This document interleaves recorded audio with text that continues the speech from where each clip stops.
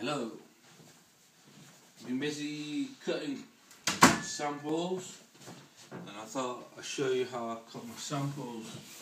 Now, if you make music, it's quite simple, and you don't need too much technology. You need a laptop maybe, and not high performance laptop, and something that will record audio. Most computers can do that, can handle that.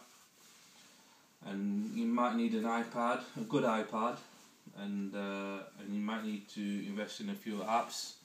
Now the apps are not very expensive. You can pick apps for £1, £2, and it allows you to have access to original sound files. Well, what we're going to do now is I'm going to show you how I cut my samples. What I do is I record screams, and then I take snippets out of the screen and then put them back into a drum machine and play around with it, and again create another stream, and then take snippets, get all the loops out of it, and then I record it back into the computer, and then put it into Beatmaker, and then that's the stage I'm at now of how I do things. However, it's the only way really if you want to try and create something original or different, and which is uniquely your own stuff. When I first started, I was just using samples on Beatmaker, just get used to the sequencer, get used to loops, get used to the bars, get used to the tempo and all that. And so all the early stuff was, not all the early stuff, but the first three albums were samples just from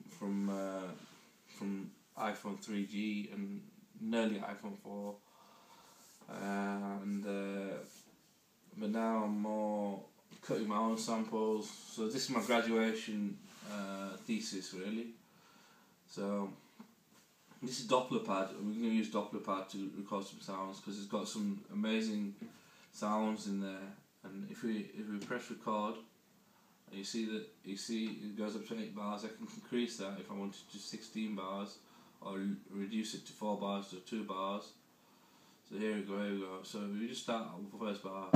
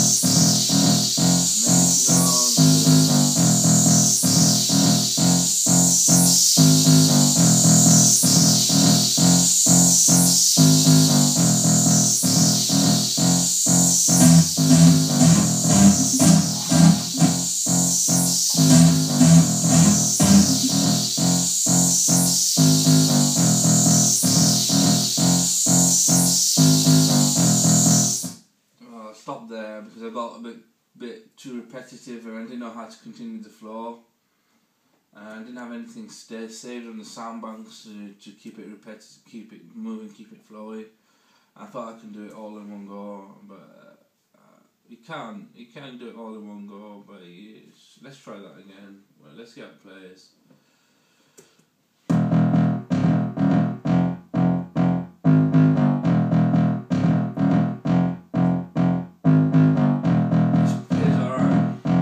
So now we've got a bit of bass there, and we've got a bit of synthesizers noises in the background if we carry on. So about here-ish, I think. So let's just take 2 bar cut here, cuts 2 bars here, and just play that in a loop and see what it sounds like. I just got to get the 2 bars.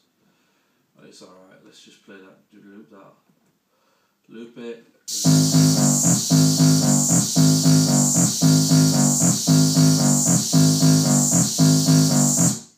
that that's how it sounds at the moment. It's not too good because I don't think it's that good. Let's cut it down to 1 bar. There we go. Loop that. No, let's go somewhere else. Let's cut somewhere else. Well, that's alright. Let's just do something about here-ish. So, it doesn't have to be perfect or anything. It just needs to be a cut of a bar or something, and when you put it into the drum machine, it'll do it all of it yourself. It'll do it all of it yourself. So, oh well, let's not cut this just yet. Edit, undo that, undo cut again. File, save this file. Call it dop stream 1 or 2 as a WAV file, because most of the sequences in the studio. Now we can cut that again. Redo cut. No, wait. Undo cut. No, I want to cut this bit. It doesn't matter. That's how I cut files and how I let's undo record. Let's do something different. What should we use? I know Dopplerpad was pretty good, but I got a bit stuck in that one, and I couldn't keep it moving. Let's use argon. Argon's got a really good number of synths in there, but you can connect it onto your iPad, onto your keyboard. But the only thing is, it's just like it's just it doesn't work at the moment. I don't think. Is that what I wanted to say? Okay, let's just start at a random patch, and volume's okay, tone bank, right. Let's look at what's in this. So, yeah, okay.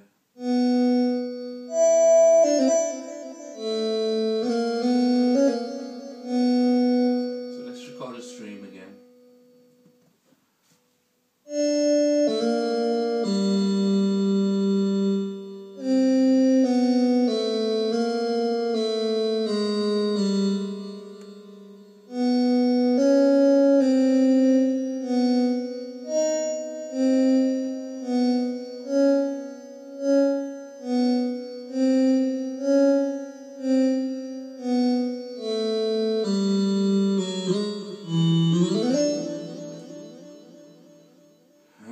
That's okay too. So we've got another stream here, argon synths. It's okay to record streams as well. Synth stream. Save. Something like that. That's saved. Let's look at cutting a little loop. Transport that loop play. You see, you can hear that there's a little tick in the background, and that's really difficult. That's not a good sign. If you've got ticks happening in it, it's not good, because you don't record it and then you find that you got ticks. In the previous recording I did, electronic recording I did, there was a bit of ticking right at the end. This is a little better.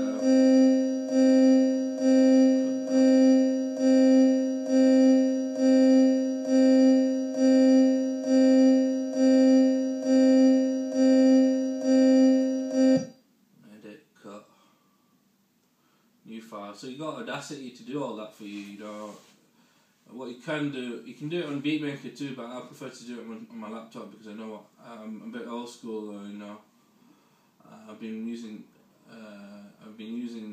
Audacity since university, which was 10 years ago. I used to just cut loops, music songs, MP3s, see if I could just loop things. But I didn't have any computer software at the time, so I just only had Audacity, and I just messed around with it a little bit. And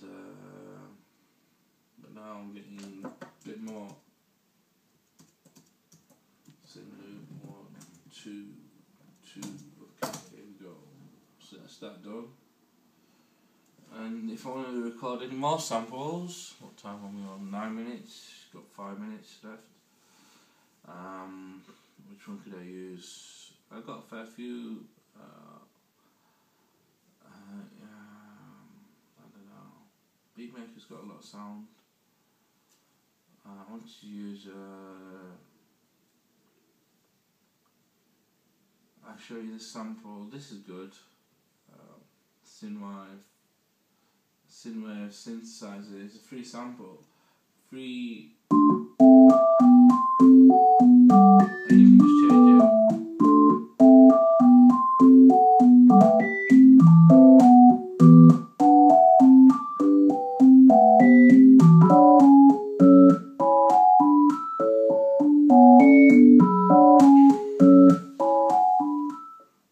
That's pretty good. And let's go back to Dopplerpad.